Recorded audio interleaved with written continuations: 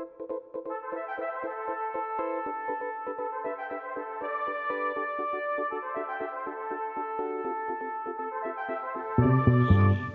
de rector magnificus deze universiteit, met toestemming van de academische senaat, uit kracht van het besluit... Deze voorstelling had niet gespeeld moeten worden.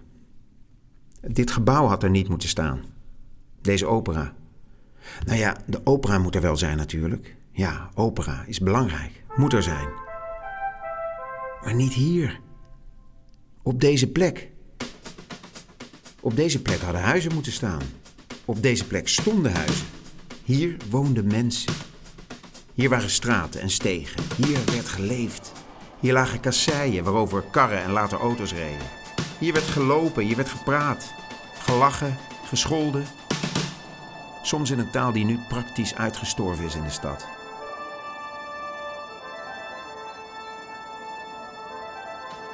Maar waarvan we nog zoveel woorden weten. Hier komen de woorden mazzel en goochem vandaan. Het woord Mokum. Dit was Mokum. Dit was het echte Mokum. Schlemiel, Agenebisch, Pieremegochel. Hier woonden bollebozen die geen jota gaven hoe ze erbij liepen. Gozers die gein maakten. Ja, lefgozers met een brutale ponem. En soms wonnen ze. En soms was het een sof.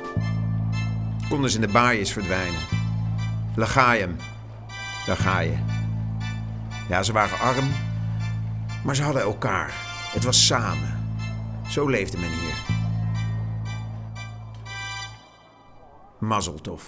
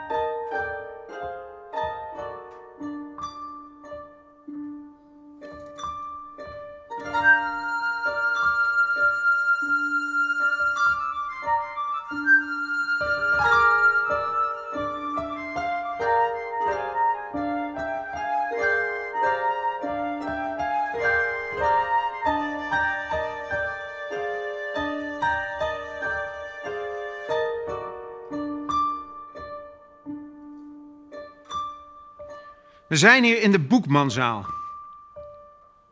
Daar is het stadhuis, daar is de opera. De politiek en de kunst. Op een plek waar ooit een straat was, namelijk de Lange Houtstraat. Die liep hier, midden in de Jodenbuurt. Hier waren huizen. Hier was een steegje tussen twee huizen. Hier was een ijzerwinkel. En op deze plek stond een marktkraam. En daar kon je visje kopen. Maar waarom heet deze zaal de Boekmanzaal? Mijn naam is Harpert Michielsen. Bart Sietsma en ik, wij vertellen het verhaal van Emanuel Boekman. Zu mir ist gekommen na Cousine, Schein wie Gold ist sie gewend die Grine, weggelegt verreute Pomeranzen, wieselig vors Betten sich zum Tanzen, weggelegt verreute Pomeranzen, wieselig vors Betten sich zum Tanzen. Emanuel Boekman was een vader. Het is 12 mei 1940. Nederland is sinds 2 dagen in oorlog met Duitsland. Er heerst chaos, er wordt gevochten, niemand weet precies wat er aan de hand is. En in deze chaos brengt Boekman zijn dochter Henny van 20 jaar en haar kersverse echtgenoot naar de haven van Amsterdam, naar de Javakade. Want daar ligt een schip, de Johan de Wit, en de Johan de Wit kan zijn dochter misschien naar Engeland brengen. En ze staan op de kade en Henny, die kijkt naar het schip en die ziet... Er is nog heel veel plek. Waarom is het schip niet bomvol?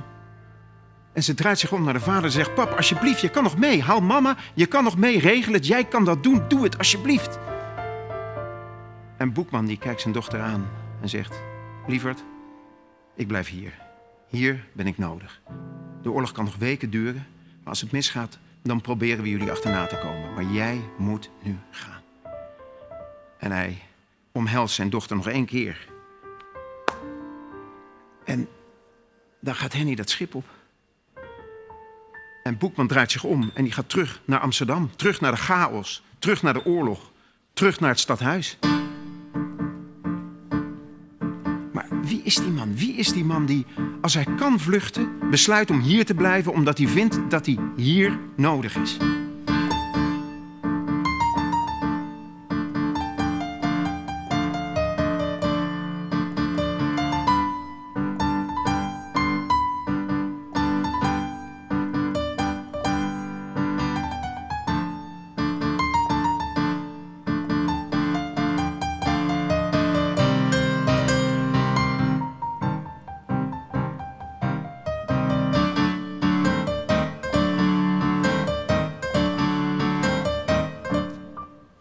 Emanuel Boekman.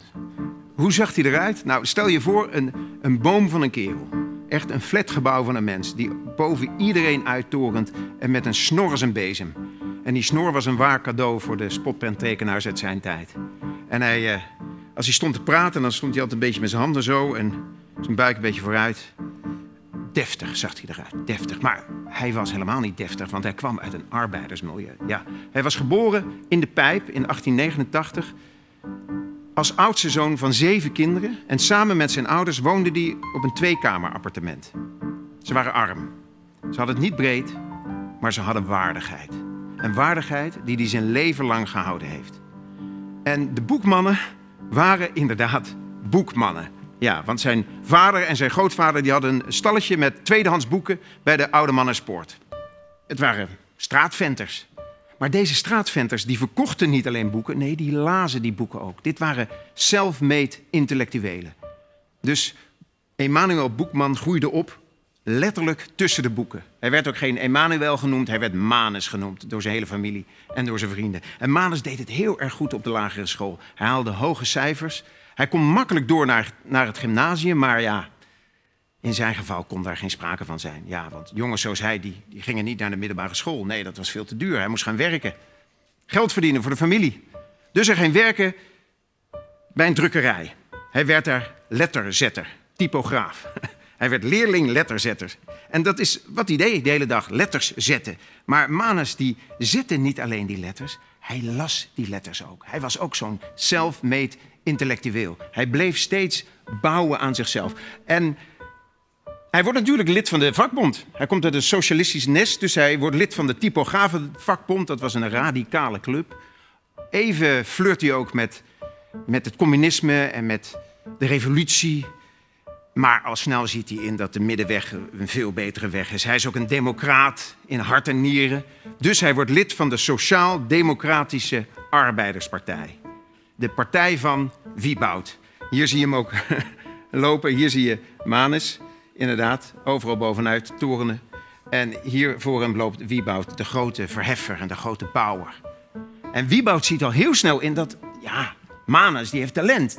Die kan schrijven, die kan debatteren en hij heeft een scherpe geest. Deze man gaat ergens komen, dat zegt iedereen ook. Maar Boekman zelf zegt, deze man komt nergens zonder zijn familie. Zijn familie was alles voor hem, heel erg belangrijk. En de belangrijkste persoon voor hem was zijn vrouw, Jansje. Jansje Nerde. Jansje was 6 jaar ouder dan Boekman. Ze was slim, ze was geestig, ze was diepgelovig. En Boekman deed niets zonder het eerst met zijn vrouw Jansje te bespreken. En toen Jansje 36 was en Boekman 30, gebeurde er een wonder in hun leven, want hun dochtertje werd geboren. Henny. Henny is hier het stralende middelpunt van dit hele liefdevolle gezinnetje. En Boekman blijft werken en bouwen aan zichzelf. Hij maakt carrière bij de Amsterdamse gemeente, bij het Amsterdamse havenbedrijf. Hier zie je hem werken. Heel, precies werken. Het was ook een man van precisie. Het was ook een man van cijfers. Hij kon alles eigenlijk. En op zijn 32e wordt hij gekozen in de Amsterdamse gemeenteraad voor de SDAP. En natuurlijk, 4 jaar later is hij fractievoorzitter. En daar stort hij zich op 2 onderwerpen die voor hem persoonlijk ook heel erg belangrijk zijn. Namelijk onderwijs en kunstzaken. Onderwijs natuurlijk, want hij moet zichzelf onderwijzen. Hij is een man met alleen lagere school. En de kunst, ja, hij komt ook uit een gezin waar kunst heel belangrijk is. En daar kijken ze heel ver ook buiten hun Joodse kringen. Manus houdt van beeldende kunst, van literatuur, van dans, theater. Het is een alleseter. En dat gunt hij deze mensen ook. Want hij werkt voor de mensen uit deze buurten. Voor de paupers. Voor de mensen met hun winkeltjes en hun kraampjes en hun krotten die hier op de markten staan. Voor deze mensen werkt hij. En hij fietst ook letterlijk elke dag naar zijn werk door de Jodenbuurt. Door deze straat, de Lange Houtstraat. En dan werd hij gegroet, want ja, de socialistische leiders die waren ontzettend populair in deze buurt. Er werd geroepen, hey Manus! En dat vond hij het mooiste om te horen. Dan zei hij, dan ben ik één der hunne. En dan stopte hij hier bij zo'n karretje en dan kocht hij een vis, een schar. En die schar die werd dan onder zijn arm gewikkeld, of onder zijn arm in een krant gewikkeld. En die nam hij dan mee onder zijn arm. En dan groette hij de dame, dan stapte hij weer op zijn fiets en dan ging hij naar het stadhuis. En het gebeurde heel vaak dat hij dat stadhuis in kwam gelopen. En dat hij nog steeds die schar onder zijn arm had. Ja, en dan stapte hij de raadskamer binnen en er werd er een beetje om hem gelachen. Want ja, in zijn nette pakkie en dan toch die vis en het droop een beetje op zijn broek. Maar het kon Manus niks schelen, want het was ook zo'n typisch beeld. Hè? Manus met 1 voet in de bestuurswereld van Amsterdam en met 1 voet staat hij nog steeds in die wereld van het proletariaat. Van deze mensen uit deze buurt die hij wil verheffen. Hij wil ze verheffen door middel van goed onderwijs en hij wil ze laten genieten van kunst. Hij zegt dat deze mensen later allemaal naar de Schouwburg zullen gaan. En deze mensen zullen onze opera bevolken, dat zegt hij. Hij wil deze mensen laten dromen van dingen waarvan ze niet eens wisten dat ze ervan konden dromen. Nee, hij zei, jongens, morgen wordt het beter. Morgen gaat het beter. Dat was Manus. Niet één mens hier op aard die voor leed is gespaard in de harde leerschool van het leven. Maar zo slim kan het niet zijn en zo snel is geen pijn of genezing is ervoor gegeven. Hier een hart dat verbreekt, daar de laster die steekt. En men denkt, moet mij dat juist passeren. Sta je daarop niet blind, steek je kop in de wind. Zoek de kracht, de energie om het lot te keren. Morgen gaat het beter, beter, beter. Morgen kijkt iedereen weer glunderlachend aan. Morgen gaat het beter, beter, beter. Morgen zullen zorgen van vandaag niet meer bestaan. Morgen zijn de zorgen van het heden weggevaagd, behoren tot verleden. Morgen gaat het beter, beter, beter. Morgen zal weer alles van een leien dakje gaan. Oh ja!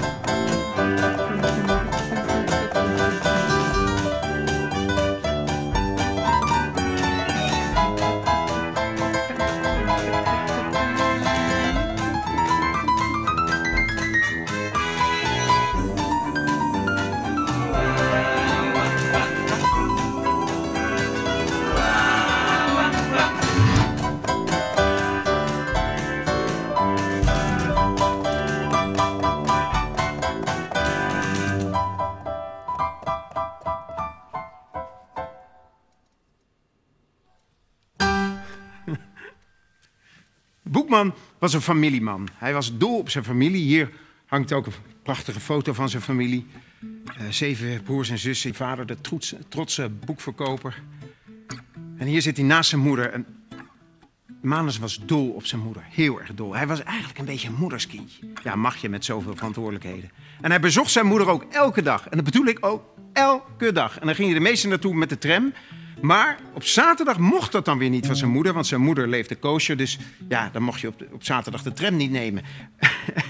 En dat loste Boekman heel praktisch op. Dan nam hij toch de tram en dan stopte hij 1 halte ervoor.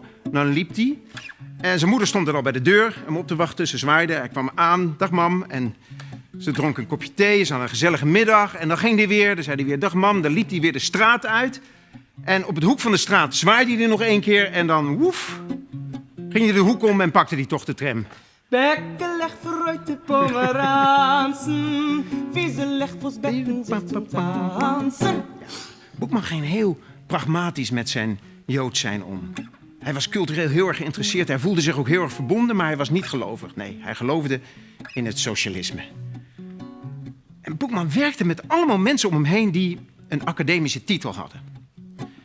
En hij wilde dat ook. Hij wilde ook een academische titel. En hij had in de avonduren al zijn middelbare school gehaald. En nu wilde hij verder. Hij wilde naar de universiteit. Dat moet je nagaan. Die man is dan al in zijn 40, of ergens halverwege de 40. Ja, zo zag hij er al uit.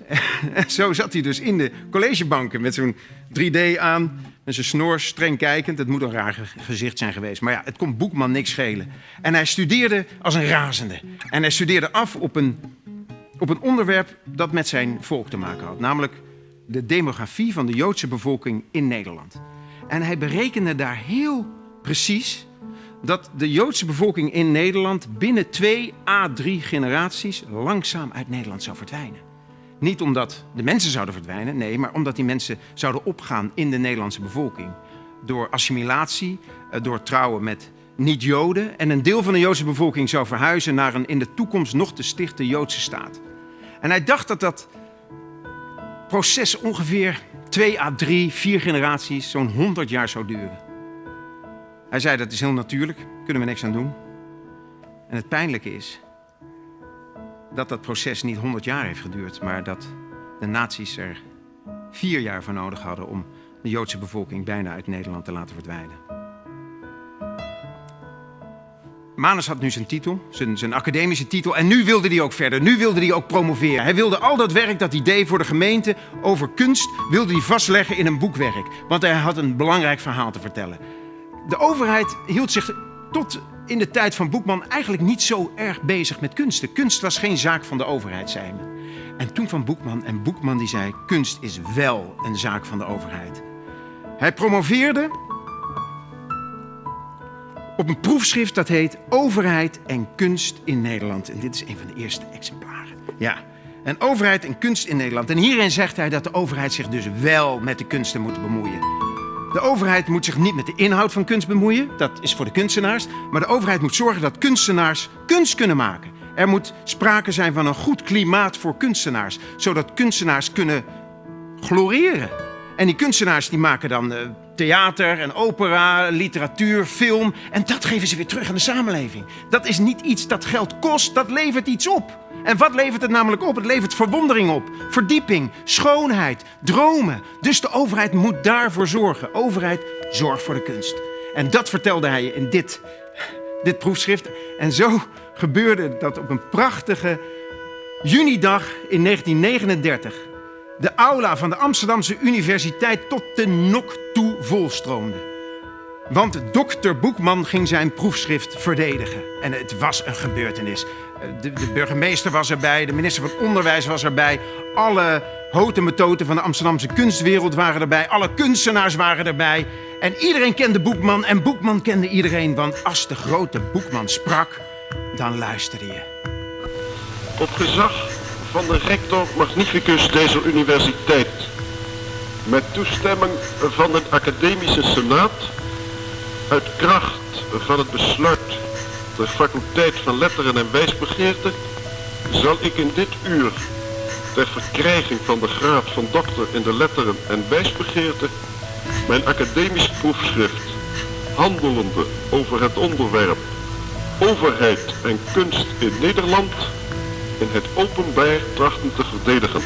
En iedereen die deze man zag spreken die dag, iedereen die wist, deze grote man gaat nog ver komen. Hij wordt misschien wel minister van Onderwijs. Hij wordt misschien wel burgemeester van Amsterdam. Of misschien wel minister-president van Nederland.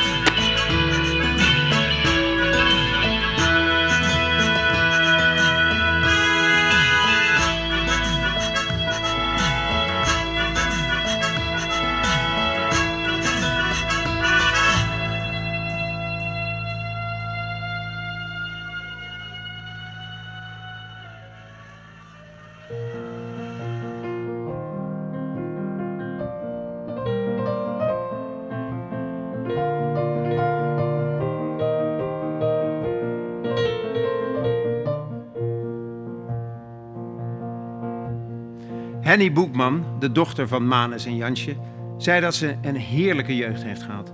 Want zij mocht altijd met haar vader mee naar openingen van tentoonstellingen, premières van toneelstukken, gala-premières van opera's. En dan mocht ze met haar vader meelopen, haar grote vader, aan de arm, de stad Schouwburg in. En dan mocht ze zitten in een prachtige loge en kijken naar al dat moois.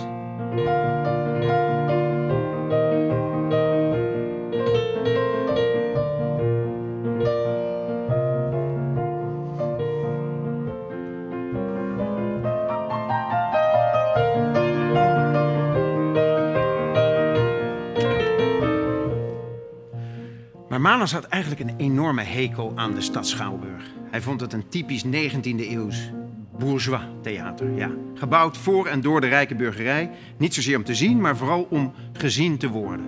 Ja, het was zo'n typische bonbonnière. Met hier een toneel met een lijst. En hier de zaal en daaromheen dan loges en galerijen op elkaar gestapeld. En vaak onmogelijke zitplaatsen.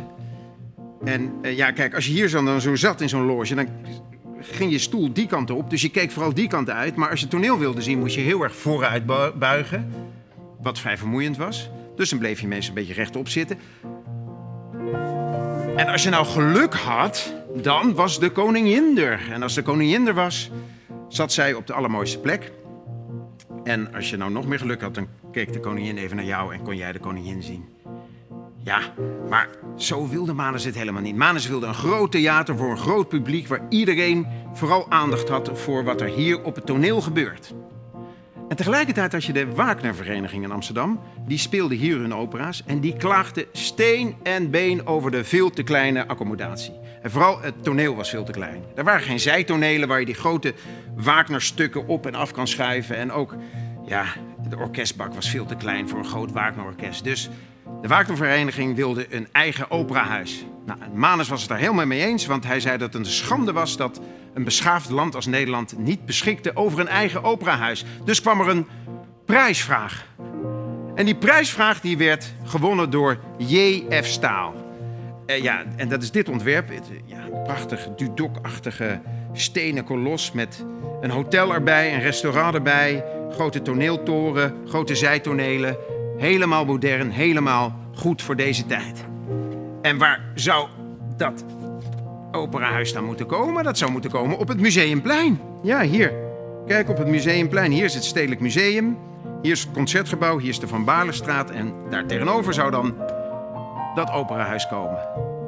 En met een schitterende lange lijn verbonden met het Rijksmuseum. Schitterende Parijse grandeur. Nou, iedereen is voor, Manus ook. Totdat Manus nog eens even goed de bouwplannen gaat bestuderen. Hij telt elke vierkante meter, zo was Manus, een man van precisie. En dan komt hij tot de conclusie, slecht ontwerp. Het is een slecht ontwerp. Niet vanwege het toneel, nee, dat is groot genoeg. 1472 vierkante meter toneelruimte, ja, groot genoeg. Maar voor het publiek eigenlijk precies hetzelfde als in de stad Schouwburg.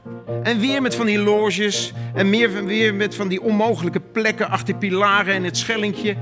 En Manus wilde dat niet. Manus wilde een groot theater voor een groot publiek met ruime rode stoelen, waarbij je goed zicht had op het toneel. En dan het liefst in een ovaal om de bühne heen. En het pijnlijke is,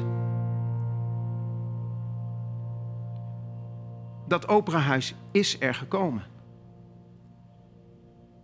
Maar niet op het Museumplein. Maar hier, op deze plek. Op deze straat. Bovenop zijn Jodenbuurt. Op deze huizen. Waar deze mensen woonden. Die elke zondag hier markt hadden. En al deze mensen die hier zitten, allemaal, zijn in veewagens gedreven en afgevoerd naar Auschwitz, Sobibor, Treblinka, Mauthausen. En de straten bleven leeg.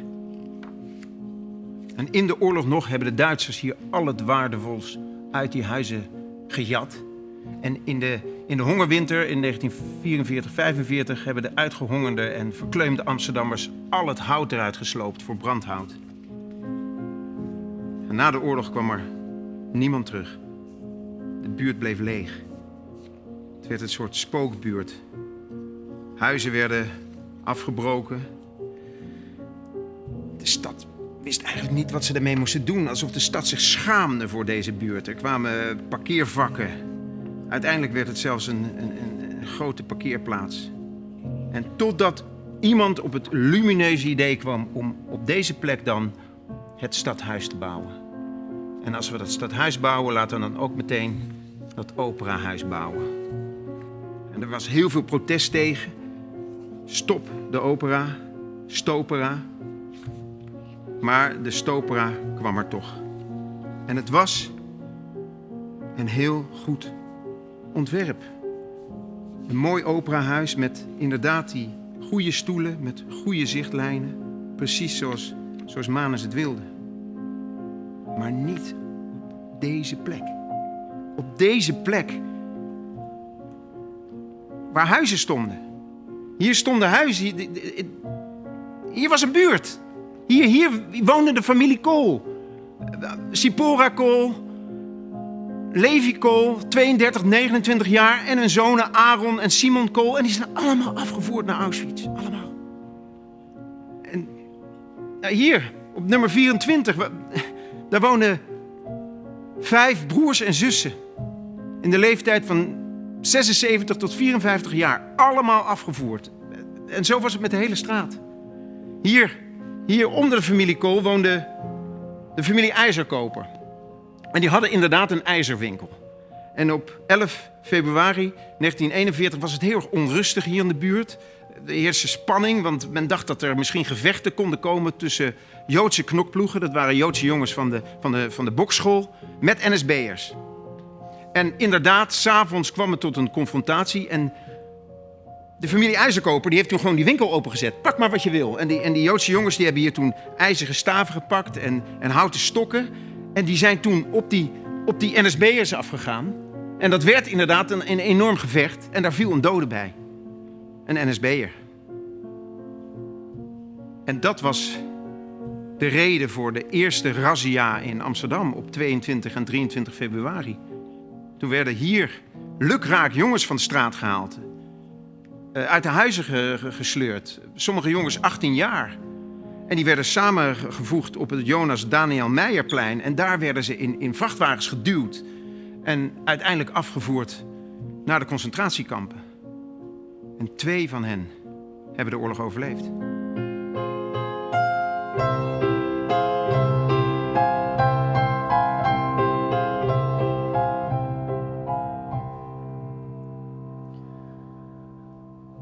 L'ho perduta me meschina, a chissà dove sarà, a chissà dove sarà. Non la trovo, non la trovo, l'ho perduta meschinella, a chissà dove sarà. Non la trovo, non la trovo meschinella, l'ho perduta, a chissà dove sarà.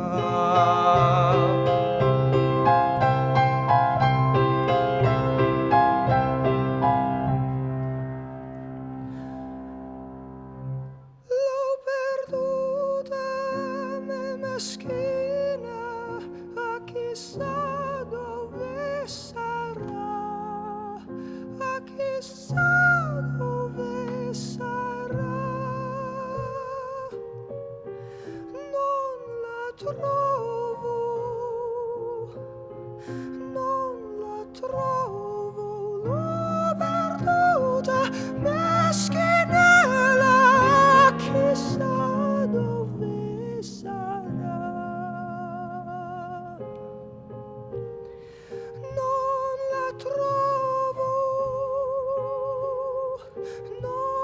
trovo perduta, meschinella, chissà dove sarà. E mia cugina e il padron cosa dirà?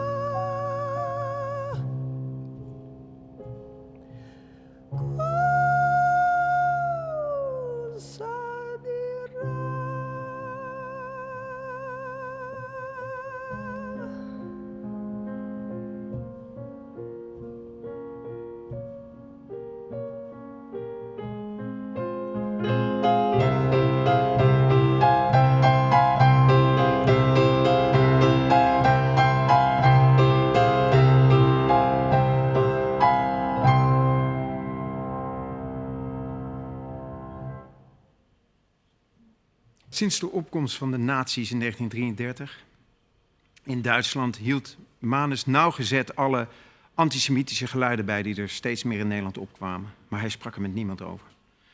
Hij was heel erg nauw betrokken bij de opvang van Joodse vluchtelingen uit Duitsland. Kunstenaars, schrijvers uit Berlijn. Hij kende de verhalen. Hij kende de aantallen. Hij wist van de pogroms. Hij had het glas als het ware al horen breken. En hij wist dat het niet wel mee zou vallen, zoals zoveel mensen zeiden.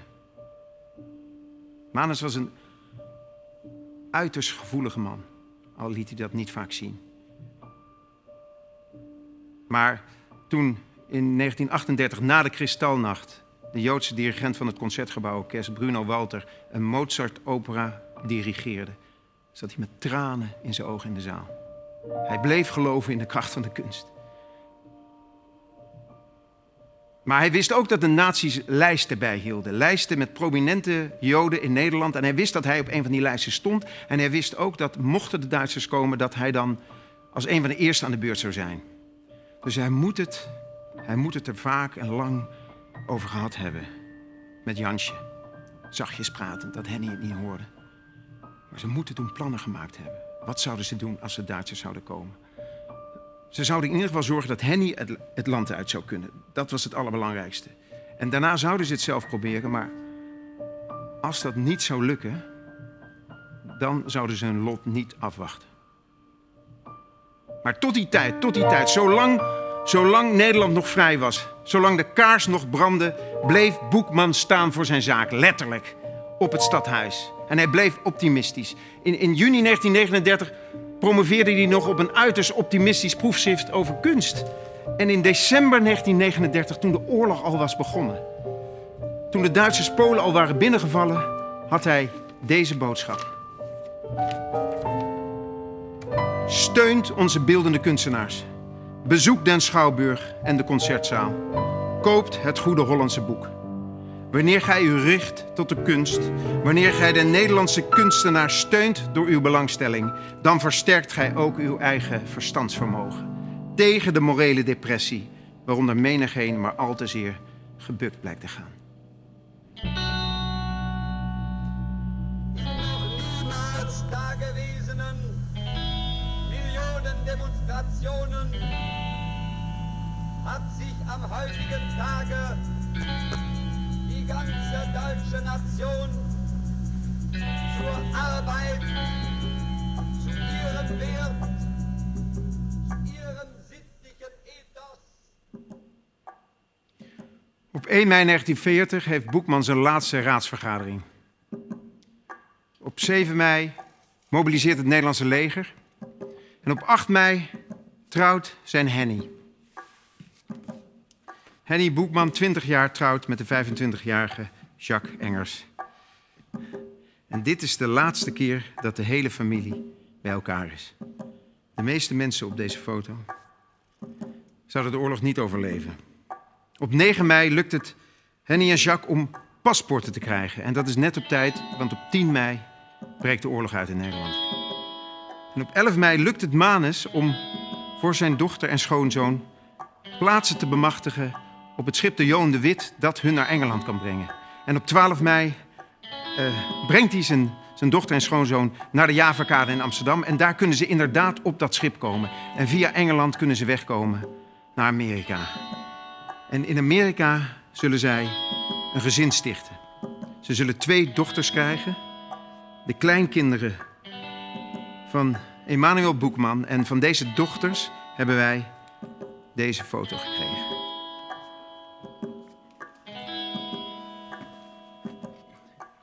Op 13 mei vlucht koningin Wilhelmina het land uit, maar Boekman blijft.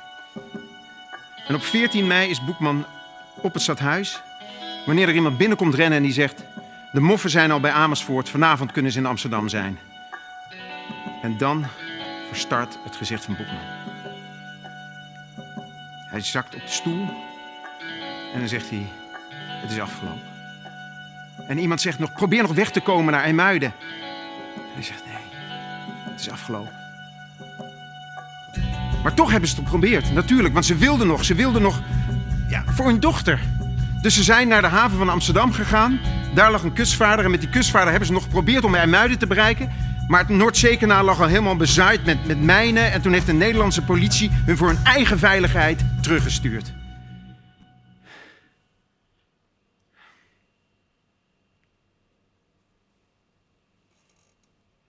Wat zullen ze toen gedacht hebben? Ja, wat denkt een mens op zo'n moment? Ze zijn teruggegaan naar de haven en naar hun huis in Amsterdam-Zuid.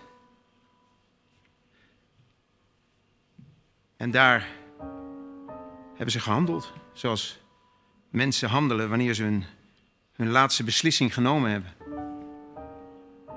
Ze hadden middelen gekregen van de huisarts. En ze waren niet de enige. Nee, er waren honderden mensen die dagen die besloten hadden om hun lot niet af te wachten. En sommigen hebben ook een briefje geschreven. Zoals de schrijver Menno ter Braak. Die schreef: lieve Antje, ik maak een einde aan mijn leven en je weet waarom. Alles wat er tussen ons gezegd moest worden is gezegd. Ik kan niet meer verder gaan. Groet alle vrienden van me. Ik heb zoveel vrienden gehad. En daardoor was mijn leven volkomen goed. Maar vooral door jou. Dag, je Menno. En ook de hoogleraar Leonard Polak en zijn vrouw Catharina, die schreven een briefje aan hun kinderen. Beste Ans en Toosje, moeder en ik kunnen ons onmogelijk aan Duitsland overgeven. De behandelingen die zij zoveel hebben doen ondergaan, heeft ons doen besluiten een einde aan ons leven te maken. Met Toosje en al wie je lief is, hopen we dat je verder zult leven. Een leven van niet te veel moeilijkheden. Zorg voor je Toosje. Innig wensen we jullie het allerbeste toe. Omhelst door je vader. En op de achterkant schreef moeder: lieve kerel, ik heb een nachtzoen op je kussen gegeven. Het allerbeste gewenst. En als jij het ook niet kunt uithouden, dan innige groet, moeder. Groet alle vrienden van ons.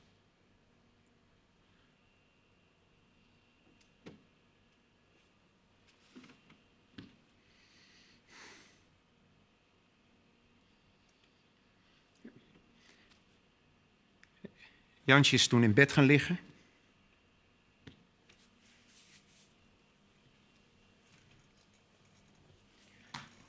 En Manus is naast haar gekropen. Dicht tegen haar aan. En heeft toen een arm om haar heen geslagen.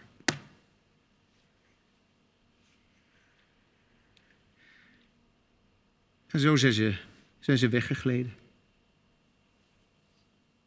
Aitalulu, kleinen Kerl. Aitalulinku.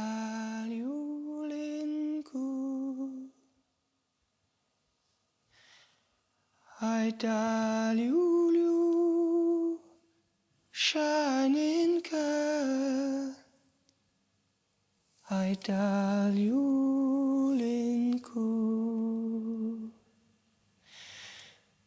Der Tate ist im Walderweg, im Walderweg, mein Kind. Ein Vogel wird bringen dir, ein Vogel, mein Kind. Hij daal Juliu, klein in Ker.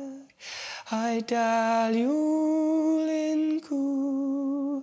Hij daal Juliu, schein in Ker. Hij daal Julin Kuh. Der Tate is im Velderweg, im Velderweg, mein Kind. Ein Blemmel wird bringen dir, ein Blemmel, mein Kind.